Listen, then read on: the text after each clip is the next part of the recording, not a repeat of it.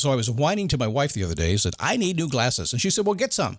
I couldn't tighten them anymore. They were scratched. You know the thing, right? But I didn't want to go through the process because you have to make the appointment. You have to spend weeks to get them done. And you got to pay a fortune, right? That's real. But I did. I spent $500 on frames and glasses, and that was cheap. And then I ordered a pair from my sponsor, Zenni Optical, for $70. Zenni is an online eyewear shop. Prescription glasses, sunglasses, blue light lenses, starting at under $30. You go to Zenni.com, you pick a frame, upload your prescription, and they ship it to your door. No appointment, no store, no upsell at the counter. And by the way, if you are saying, do I really need new glasses, or do I have to put up with one pair to do everything I need to do for the next 2 years? No! You can get what you want starting at under $30. And if you've never bought glasses online, don't worry about it. I haven't either. Zenni has a virtual try-on so you can see exactly how the frame looks before you commit to buying them, with no salesman looking at you saying, those look good, but these expensive ones would look better. No, you don't get that. I'm excited. I can't wait to get my Zenni glasses and tell you more about them.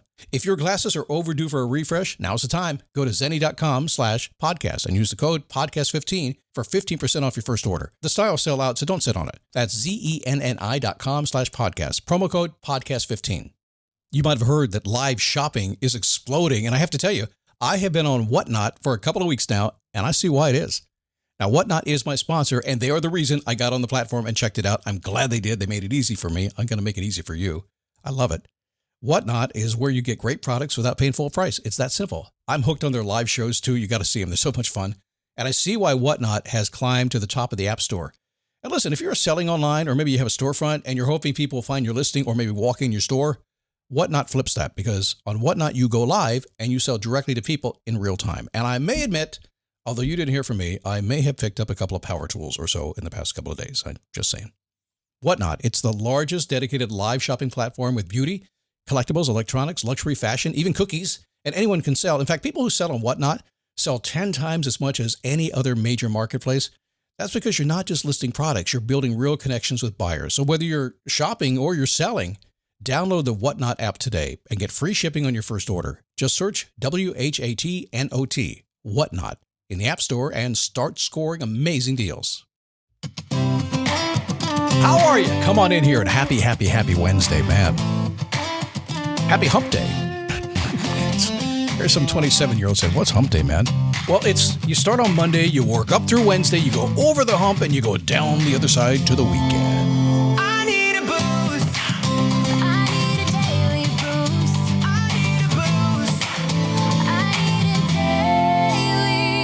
It is the Daily Boost. It's me, Scott Smith, man in charge from motivationtomove.com. Boomer in charge today. Yes, some boomer stuff. Listen, I don't just do boomer stuff, but I mean, boomers kind of know some stuff. So I'll share some boomer stuff, but I know some millennial stuff and some Z stuff and some X stuff too. So I'll give you all kinds of good stuff today. What's going to happen? Frankly, I don't know. So today I'm blaming something on you, okay? Here's what I'm blaming on you. Now, lately you've been quiet. You haven't been listening much this month. You're down a little bit, about 9%. Because you're on spring break and doing stuff like that. And you're not sending me any notes on Instagram whatsoever at Hey Scott Smith. Not sending me any emails at Scott at dailyboostpodcast.com. And so if you're not going to communicate with me, then what the hell? I'm just going to do what I want to do, and you're just going to take it, and don't complain, okay? Don't complain. Now, a lot of you have been signing up for my email I send twice a week. Notesfromscott.com. And what's even better is you're not unsubscribing. That's cool, because it's like validating it works. Notesfromscott.com. So today, a little bit of a different show, maybe.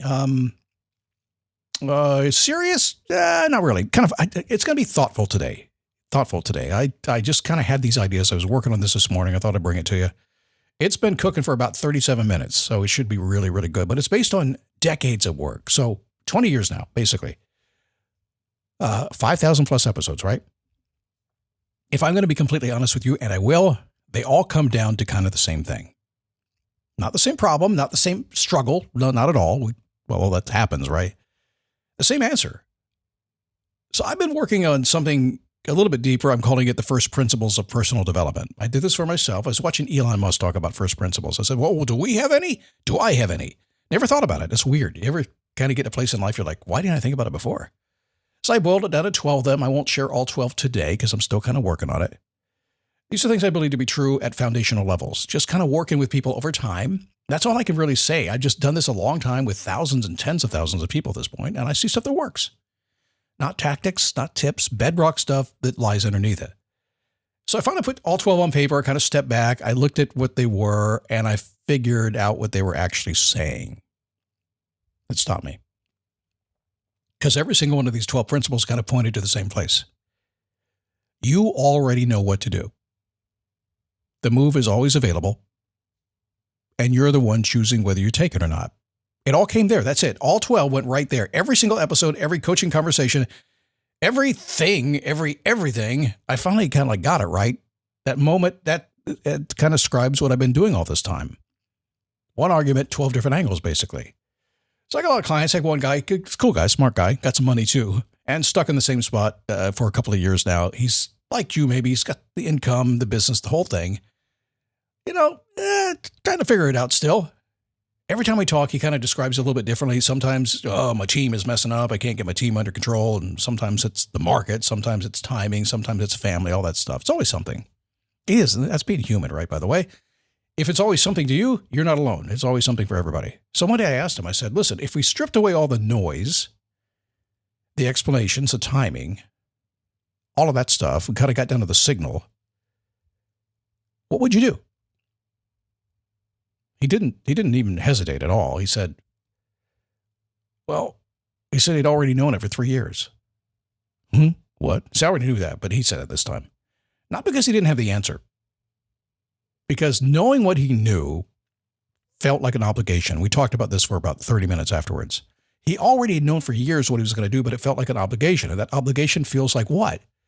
It feels like pressure that you don't want to carry. He doesn't want to carry. So what do? You keep gathering more information. You're putting it off. Kept waiting for the right moment. Kept finding, decisions and reasons why he wasn't going to do it. It wasn't time to move on. Knowing was never the problem. Choosing was. I've seen this thousands of times. I've just done this long enough now. You start in a career, and I've been at this about 25 years now.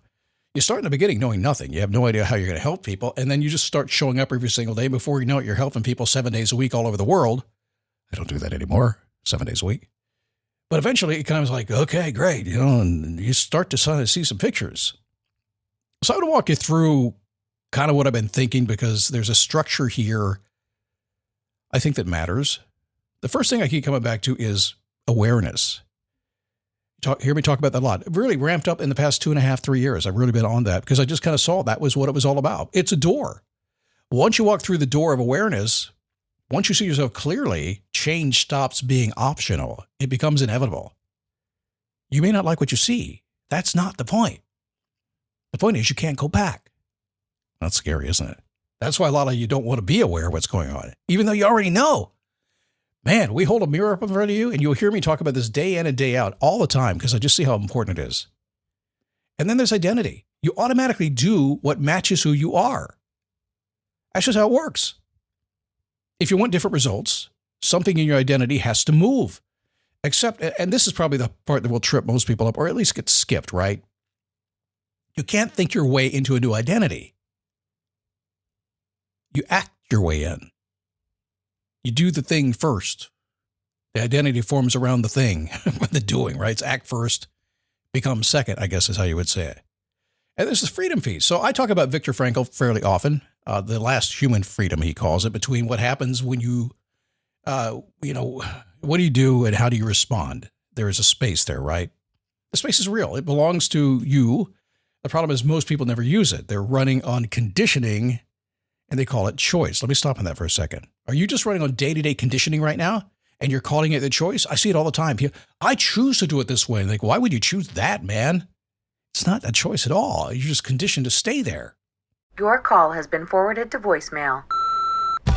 Hi, this is Zoe Deutsch. And Nick Robinson. Our brand new movie, Voicemails for Isabel, is all about those little moments that feel like the universe is looking out. Feeling homesick, then your sister calls. Hearing that perfect song exactly when you need it. Sometimes life rigs things in our favor, like learning about your new favorite rom-com, Voicemails for Isabel. Now playing only on Netflix. And there's meaning. You don't find something by searching. You feel it. When what you're doing matches who you are on the inside. Coaches would call that alignment. That's meaning. When it's there, you know it. When it's not, you know that too. If you have pain, what does that do? It points toward growth. Movement, what is it? Non-negotiable. Your body, your mind, your business, everything. Everything, if it stops moving, you start dying. You feel that too, don't you? Absolutely. You may not say it that way, but you feel it, man. Your daily choices write your identity in real time. Small and consistent in any direction it's going to write it. It's going to compound. And compounding is very powerful, isn't it? Every single principle that I'm working on these days, that's first principles, when you follow it all the way down, it lands in the same place. The move is already there. The question is whether you take it. So back to Frankl. He wasn't writing theory when he said that. He survived 4 concentration camps, watched everything had been taken from him. I still remember reading the book for the first time and hearing about his manuscript he had worked so hard on, and it was taken from him, and he rewrote it from memory. His family, his freedom, every conventional sense was all gone. And what he came back with was the observation that even in those conditions, even when nothing else remained, the space between stimulus and response was still there. That's what he called the last human freedom. Most of us are operating, I think, in dramatically better conditions. I think you can kind of say that. Life is kind of better than Viktor Frankl had it there for a while. And still not using that freedom. Still reacting.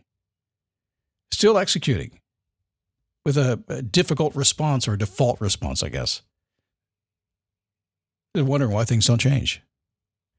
The space is there. It's always been. The move is available. The only thing missing is your decision to step into it. And that's what sits kind of underneath all the principles I've been working on, that one fact. So what do you do with this? What do you actually do with this? That would be a good thing to do, huh? First, stop looking for more information. You probably don't need to read another book, another framework, another podcast. Oop, I said that. Yes, you do. You need me more than anybody. At some point, more input is just avoiding a decision that you already know you need to make. If that lands, pay attention to it. And secondly, ask yourself a real question. It's not what should I do. You likely already know what that answer is. Instead, what's the actual cost of not doing it? Now, I'm playing with this one right now because sometimes people don't want to play it forward 6 months or a year or 3 years because most of us are pretty optimistic. It's like we start thinking about the cost of not doing something and we're like, that's not going to be that way. But it is. So you may as well get real with it and go into it, right? Question tends to cut through a lot. You can take a step, not the whole thing. I say stand up, take a step, repeat a lot. And I say that because the path that you want to see, it really doesn't reveal itself in advance. It reveals itself when you're taking a step. You don't need to climb the whole staircase at the whole time. You just take the first step. Lots of times when people work with me, the very first thing they want from me is they want the whole framework, the whole process, the whole roadmap. I don't give it to them because I know it's stupid. It doesn't matter. What matters is the decision to go in that direction. And if I can get you to take the first step, second step, third step, we can get you there every single time. And if you're in my inner circle that I work with, bring this one in a little closer, right? Tell me what you already know. Tell me what the move is. And let's talk about what's sitting between you and going after it. I mean, you pay me a lot of money and spend a lot of time with me. Let's get serious about this. Not that you're not, I'm just saying, but there's a couple of you, you're fooling around. I'll tell you what's really interesting. 20 years is a long time to do anything, right? You'd think the conversations I would get would be like exotic and really cool, complex and interesting and usual stuff. They're not. They don't. It's always a version of, I know what I need to do. I just haven't done it yet. Different story, same confession every single time. And what gets me is that every time I go through this, it's how much relief people get when they just say it out loud. It just starts. It's like admitting you know something is the first real step toward doing something about it. Maybe it is. Maybe that's above my pay grade. I'm not really sure. I did start life as a disc jockey and done a few things since then. A lot of things I hardly even talk about. Maybe it's above my pay grade, but it just makes sense to me that when you kind of admit something, that's really the beginning. And lots of times you arrive on a podcast like this and you've at least within your own mind admitted something. You've stood in front of a mirror and you didn't like the reflection. When you don't like the reflection, you accept it. they can do something about it. You already know what to do, right? You're doing it for a while. The move is available right now, the same as yesterday, same as tomorrow. Only question is whether today is the day you decide to take it. If it's to be, it's up to me. Heard that one before? Good time for that. I mentioned my inner circle. How do you get in the inner circle? Well, you and I have a conversation. Coaching at motivationtomove.com. We cover all kinds of things. If you're ready to activate and do some cool stuff, send me a note. Just tell me you're interested and we'll talk about it.